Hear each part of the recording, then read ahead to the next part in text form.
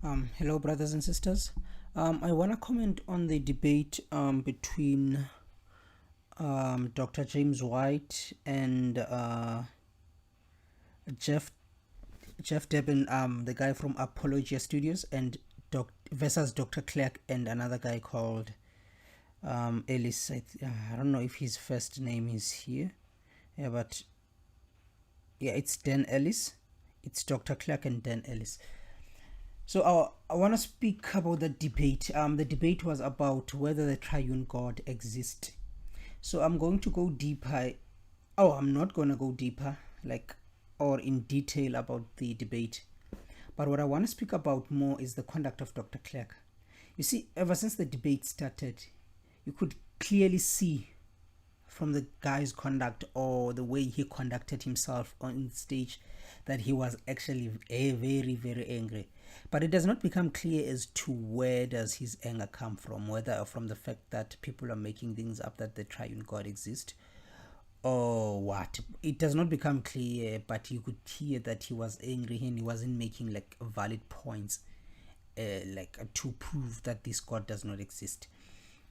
So I'm going to focus more on Dr. Clerk. So he's going to be my focus because he's the one who was busy asking for evidence for miracles and the existence that proves that the triune God exists. For evidence that proves that the triune God exists. So basically, for evidence that proves the existence of the triune God. So now I don't try to overlook what James White and Jeff did on the debate. I think and believe that they did a great job in debating these guys, and I would recommend you to watch the debate. I would actually recommend you to watch the debate. But I don't speak much about miracles here because Dr. James White answered that question there as to whether miracles still happen today or not. So I will just speak maybe a little about it at the end, but I'm going to focus more on the existence of God.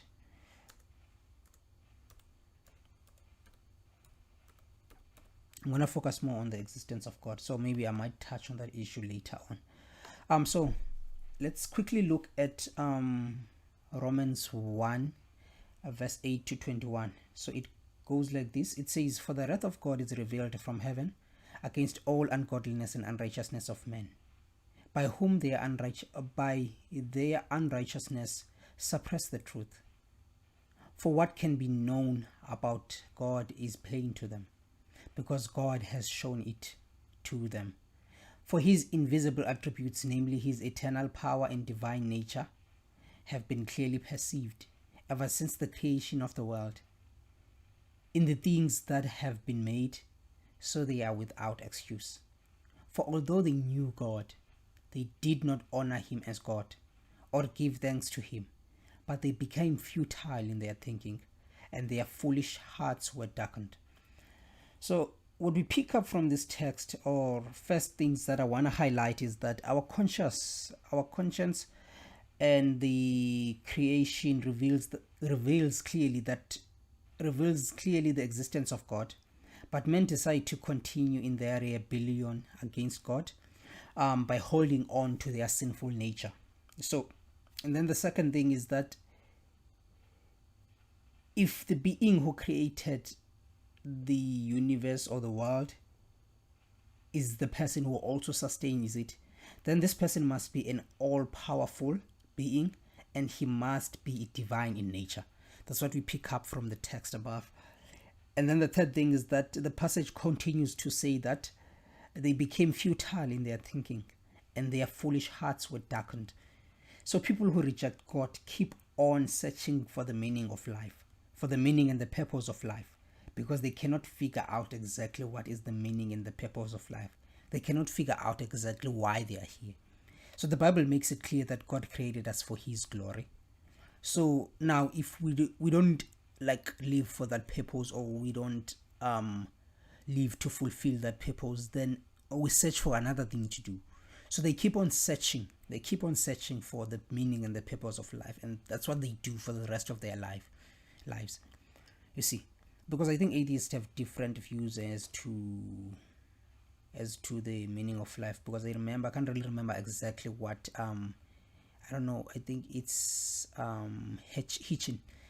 I think it's Hitchin. I can't really remember his first name, but when he was asked what was the purpose of life according to him, he spoke about sex and other stuff. Just an answer that did not make sense to me. Then I want to move to, okay, so Dr. Clerk was actually carrying a deadly poisonous substance on stage, saying that if Christians believe in Jesus, or something like believing in the existence of God, then they must drink that, because drinking a deadly poison was one of the signs that we believe.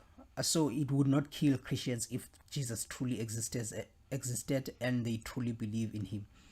So here Dr. Clerk quotes from Mark 16 verse 18, where Jesus said, even if they eat or drink a deadly thing, they wouldn't die. You see, so he wanted to test that but he made it clear that he does not recommend that we drink that because it's deadly. It's a deadly poison. So, but he said that if we believe, because one of the things he highlighted that these were the signs of someone who truly believes. So if we believe, then we should drink it. So, Jesus, however, said in Matthew 7, when he was being tempted by the devil to jump, that you shall not tempt the Lord your God. So Dr. Clerk here was asking Christians to do exactly that. If any Christian did drink that substance, they would have been testing God. And Jesus taught us not to do that. So he goes on to say that science gives results and religion gives excuses. So you will remember that science once told us the earth was flat. And then at a later stage, they came out and told us actually the earth was round. So the results of science keeps on changing. The scientific results keeps on changing all the time. Okay, maybe not all the time, but yeah, they keep on changing. Scientists in their research, they contradict one another. I remember a brother once told me that scientists like they give a conclusion based on their research. It's like they don't like say this is the definite thing, this is it. They just conclude and give a conclusion based on their research.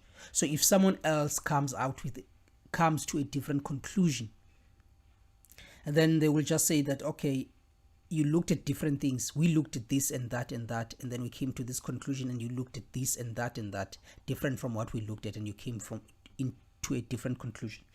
So Dr. James White, then the last part that I want to answer here is the issue of miracles.